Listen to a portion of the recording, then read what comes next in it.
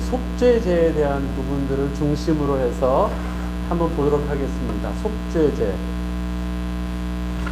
자, 속죄제와 번제가 다른 점. 지난주에는 화목제와 번제가 다른 점을 한번 봤는데요. 이렇게 구별해 보면 그 특징적인 부분들을 알 수 있기 때문에 오늘은 속죄제와 번제가 있는데 다른 점이 뭘까요? 여러분 한번 혹시 읽어보셨는데 혹시 읽으신 분 있다면 뭐 그거를 발견하신 게 좀 있나요?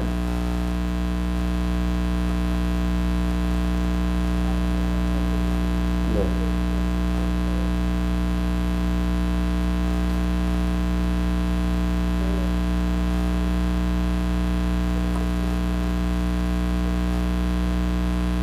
네, 방법은 조금 다릅니다. 예. 그러니까 드리는 방법보다도 재물을 처리하는 방법이 달라요. 예. 그거는 뭐하고 같아요? 내장을 태우는 건 뭐하고 같다고 표현하죠? 화목재물하고 그거는 같아요. 그런데 아주 완전히 속죄제에만 근본적으로 다른 것이 있어요. 재물 처리하는데.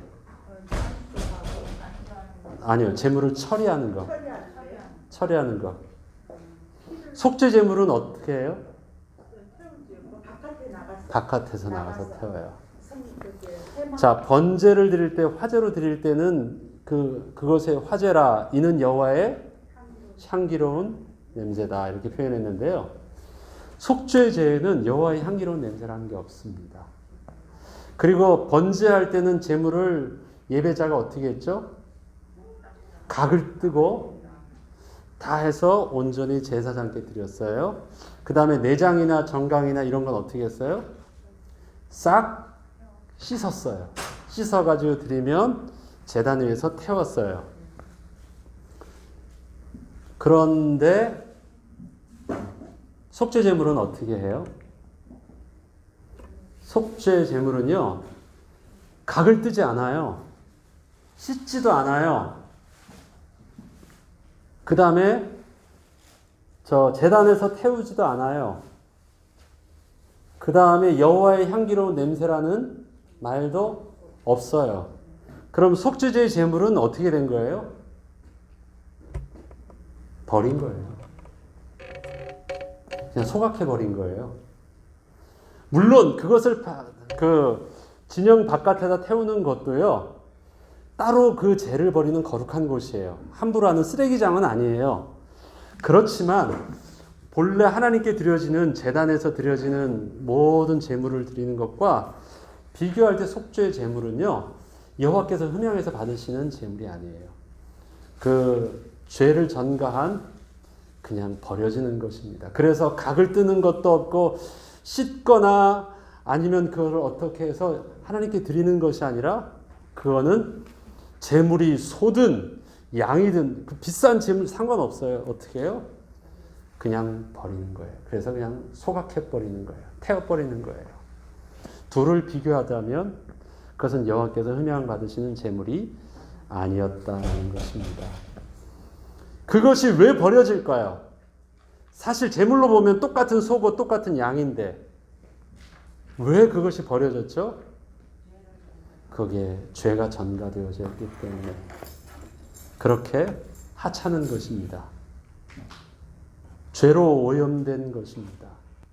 번제물로 드리는 것은요, 안수할 때 그 죄를 전가시킨 건 아니잖아요. 속죄하면 되지만 그건 뭐예요? 나를 하나님께 온전히 드리는 희생과 기쁨과 감사를 거기에 담은 것이잖아요. 근데 속죄는 그런 게 아니에요. 진짜 죄를 거기에 담은 것입니다. 자, 번제와 소제와 화목제는 의무제였어요? 아니면 자원제였어요? 자원제였죠. 오늘 하는 속죄제와 속건제는 반드시 죄를 지으면 드려야 되는 의무제입니다. 네. 자, 그렇게 속죄와 번제의 차이점을 제물을 처리하는 모습에 대해서 했습니다. 물론 그 피를 뿌리고 피를 그 제단 위에 붓는 것도 다른데 이제 근본적으로 제가 다른 중요한 그 차이점만 먼저 말씀드린 거예요. 자, 그 다음에 2번 직분과 대상에 따라서 속죄제의 제물의 종류가 다른 이유는 무엇 때문이라고 합니까? 속죄제 제물이 다르죠. 만약에 제사장이 범죄하면 어떻게 제물을 써요? 흠 없는 숫송아지. 그게 제사장의 제물이에요. 만약에 회중이 그러면요. 회중 그러니까 한 사람이 아니라요.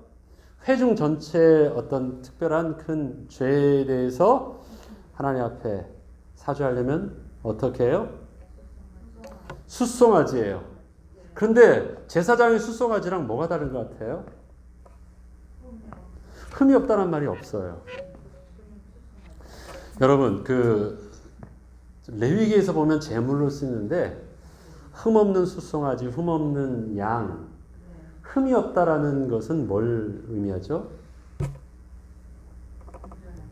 온전하다라는 것은 뭐냐면 상처가 나지 않은 거예요. 뭐 정상적으로 뭐 사람으로 하면 뭐 손가락 다 있고 그것뿐만 아니라 다치지 않은 거, 상처 입지 않은 것이요. 그런데 가축을 한 걸 보면요, 가축 사회에서 싸우는 것은 암놈이 싸웁니까? 순놈이 싸웁니까? 순놈이 싸우거든요. 순놈이 싸워요. 그래서 순놈은 늘 뭐가 있냐면 몸에 상처가 있어요. 흠이 없는 순놈을 찾는 게 굉장히 어려워요. 그러면 내가 가축은 많아도요, 그 중에서 다치지 않고 서로 상처 입지 않은 그 한 마리를 찾는다는 게 보통 일이 아닙니다. 그러면 하나님 앞에 내가 흠 없는 어린 양이나 흠 없는 숫소를 찾으려고 하면 그게 얼마나 어려운 건 줄 아세요? 찾기가. 그렇게 찾기 힘들면 어떻게 해야 돼요? 평상시에 여호와께 드리는 제물로는요, 애지중지하게 키워야 돼요. 잘 관리하지 않으면 흠없는 순양, 흠없는 수렴서, 특히 흠없는 숫소 이런 거를 찾는 거는 보통 일이 아니에요. 그럼 지금 이제 목축할 때도 그렇죠. 지금도 그래서 목축할 때 상처 입히지 않고 또 고기 맛을 좋게 하고 관리를 좋게 하기 위해서 목축하는 사람이 하는 게 순놈을 다 거세시키잖아요. 그래야지 이게 말을 제대로 잘 듣고 관리가 쉬운 거예요. 그런데 그때는 레위기서에 다른 데 보면요, 그렇게 하지 말라고 전에 한번 했었죠. 그렇게 특별히 고한을 상하게 하거나, 그러니까 거세하거나 그런 못된 짓 하지 말라고 하나님이 특별하게 그거를 명시하세요. 그렇게 하면 훨씬 쉬운데, 관리하기가 쉬운데, 온전한 모습 안에서 온전하게 관리한다라는 건요, 삶에 참 많은 부분들을 집중해야 돼요. 그래서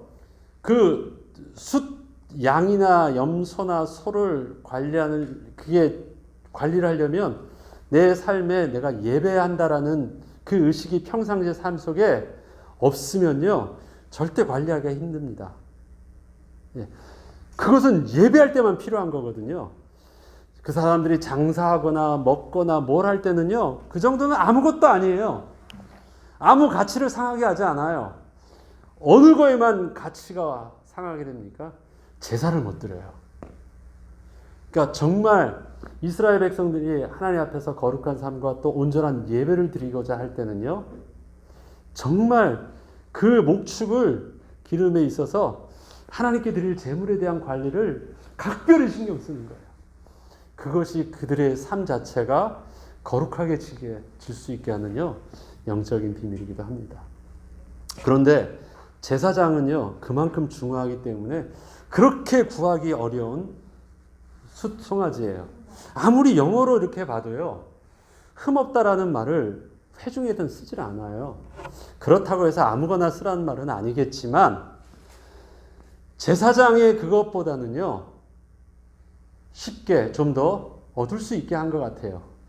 그거는 죄에 대한, 하나님 앞에서 회중에 대해서 즉시로 회개해야 될 부분들을요, 놓치지 않게 하신 거예요. 이건 누구 책임이 아니잖아요. 한 사람이라면 자기의 그걸 위해서 경건과 그걸 위해서 관리를 하겠는데 백성 전체 단체를 위해서는 그거는 어디서 누구 그걸 할 수 있어요. 자, 그 차이는 조금 있습니다. 그리고 또 좀 보죠. 그러면 족장들은 어떻게 하죠? 족장들. 족장. 한 사람. 족장의 급에 대해서는 뭘 해요? 죄를 졌으면? 흠없는 숫 염소. 자, 그러면 평민은 보면 어때요? 평민들은 좀 여러 가지 종류가 있죠? 암염소.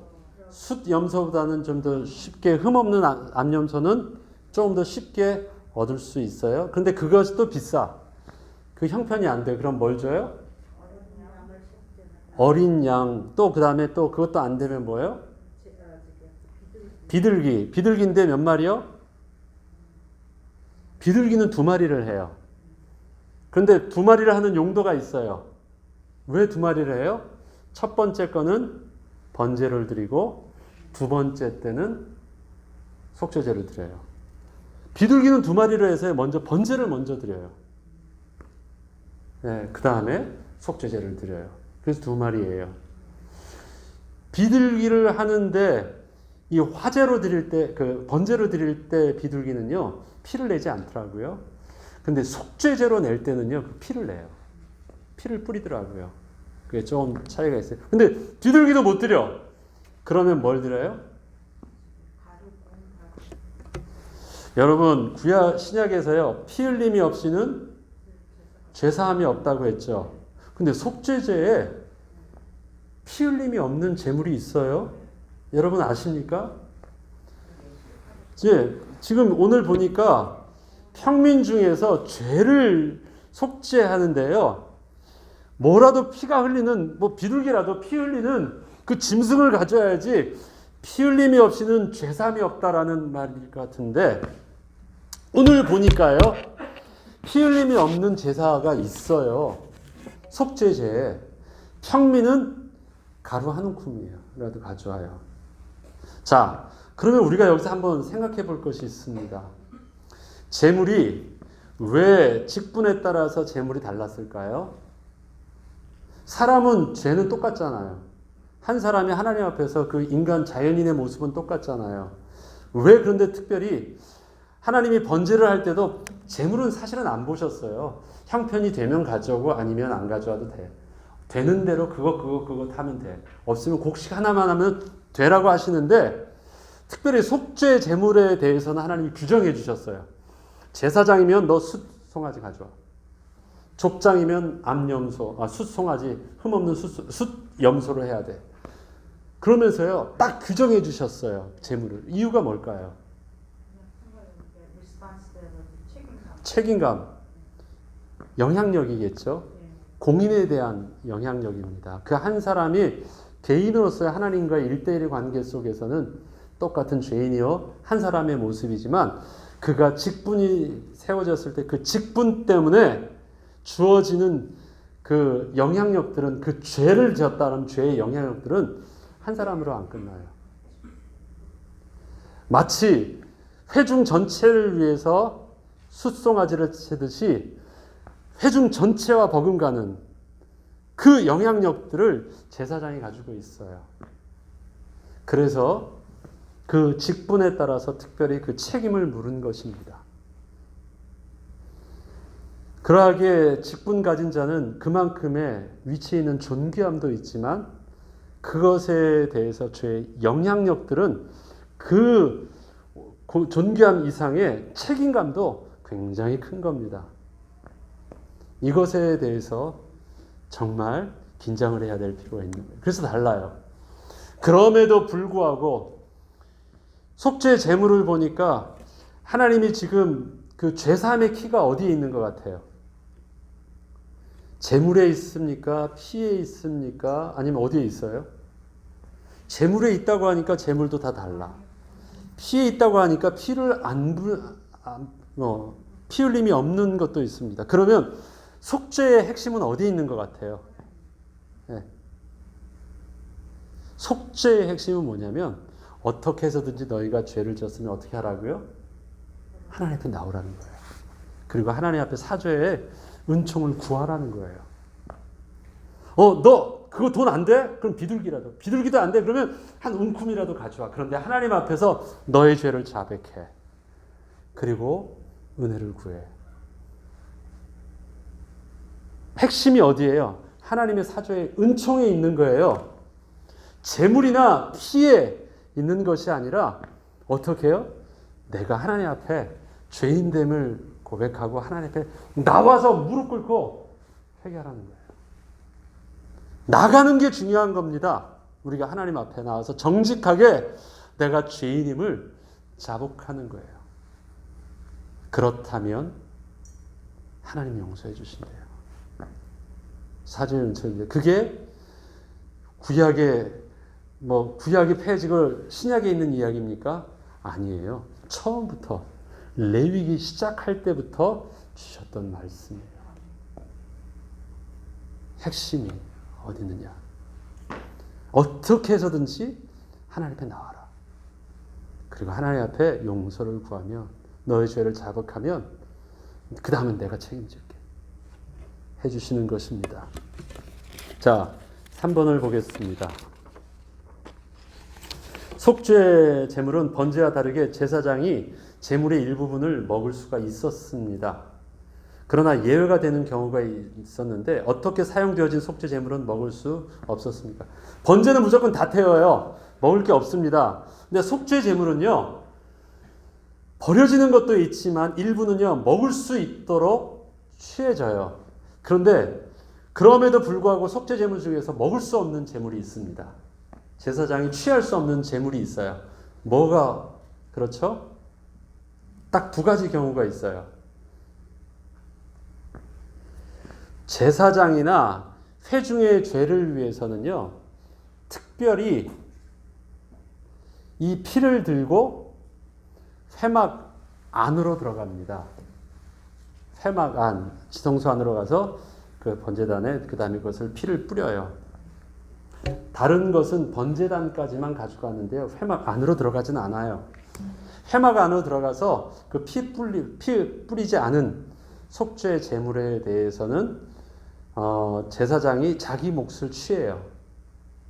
그런데 피 흘림이 있는 그 회막 안에 들어가서 피 뿌림이 되어져 있던 그 제물에 대해서는 온전히 다 태워버립니다. 취하지 않아요.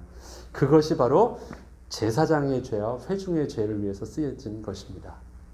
나머지는 속죄의 죄를 대신 담당해주는 그 제사장도 여러 사람이 있잖아요. 그 사람이 이 사람의 속죄 죄를 담당해서 제사를 드려줬으면 그 제사장의 몫으로 취하는데 제사장과 회중의 그 죄를 다루는 것에 있어서는 다 태웁니다. 자, 그러면 속죄제는 어떤 경우에 드리죠? 예. 속죄제는 그 의무제사로 부지 중에 지은 죄를 지나고 나서 부지 중에 지은 죄를 지나고 나서 드리는 것입니다. 일단은 부지 중에 나도 잘 몰랐어요. 고의로 지은 죄는 아니었어요. 부지 중에 지은 죄예요. 내가 계명을 범했는지 몰랐어요. 내가 가다가 혹시 뭐를 어떻게 잘못했는지는 난 몰랐어요. 근데 지나고 났는데요. 누가 내게 와서 너 그때 그런 죄를 지었더라 라고 얘기하는 거예요. 그랬어? 알게 된 거예요. 그게 부지 중에 지은 죄입니다. 그때는 잘 몰라고 지나갔는데 누가 얘기하거나 아니면 내가 모르고 지나갔는데 문득 생각해 보니까 아차 그때 내가 실수했네. 네. 그런 거예요. 아무 생각 없이 찾기를 건넜는데 찾기를 건너고 나니까 아차 내가 지금 신호 위반했네. 뭐 이런 경우입니다. 그게 부지 중에 지은 죄예요. 막 고의로 지은 죄에 대해서 막 하는 건 아닙니다. 내가 고의로 지은 거 아니에요. 그럼에도 불구하고 부지 중에라도 지은 죄에 대해서 죄를 기억하거든 그 죄에 대해서도 분명히 하나님 앞에 나아서 사함을 받으라는 것입니다. 우리 이런 거 있잖아요. 나 잘 몰랐어. 그러면 어느 정도 우리가 내가 정상 참작을 해주거나 내가 변명할 수 있잖아요. 내 고의가 아니니까. 우리는 그렇게 변명할 수 있는데 속죄죄는요 그런 변명을 하지 않습니다. 죄는 죄인 거예요. 내가 혹시 모르고 지었다 할지라도 그 죄는 죄인 거예요. 그래서 그 죄에 대한 분명한 사함을 하나님 앞에서 받으라는 것입니다. 하나님은 용서해 주시겠대요. 그래서 그 죄를 없이 해 주시겠대요. 뭐만 하면 돼요? 깨닫고 얼른 하나님 앞에 나와서요. 용서를 구하고 하나님의 약속의 피를 붙잡고 하나님의 약속의 은총을 붙잡고 하나님 앞에 나와서 회개하면 돼요. 그거 뭐 미룰 필요 없고요. 변명할 필요 없어요. 예. 우리에게 있는 죄 문제. 내가 부지중에 질렀고 나도 모르는 죄라고요. 그래도 우리 죄로 오염된 우리는 아담의 범죄라 할지라도 그 죄의 문제를 우리에게 물으실 때 우리들도 하나님 앞에서 용서를 구하고 우리의 속죄 제물 대신 화목 제물 대신 희생 제물 대신 예수 그리스도의 은혜를 붙잡고 나아가는 것입니다. 오늘은 여기까지 하겠습니다. 속죄제 중에서 한 가지만 기억해도 좋을 것 같아요. 속죄제에 피 흘림이 없는 제물도 있네. 네. 그거는 우리에게 여러분들이 그동안 많이 보았었지만 생각하게 하는 부분들이 좀 있습니다. 다음 주에 또 계속 하겠습니다. 제가 기도하고 마치겠습니다. 하나님 아버지, 오늘 추수감사주일 우리 모든 성도들이 함께 나와 감사하고 함께 얼굴을 보며 기뻐하고 또 우리의 음식들을 나누며 또 즐거워하게 하시니 감사합니다. 우리의 풍성함도 감사하고 또 우리가 장차 그날 또 주 앞에 서기까지 여전히 우리 인생의 믿음의 여정을 가기를 또 우리가 함께 격려하며 다짐할 수 있게 하셨사오니 주의 인도하심을 따라 이 팬데믹 기간을 하나님 보호하여 주시고 건강함 속에서 잘 감당하며 인도받게 하여 주옵소서. 감사드리며 우리 주 예수 그리스도 이름으로 기도합니다. 아멘.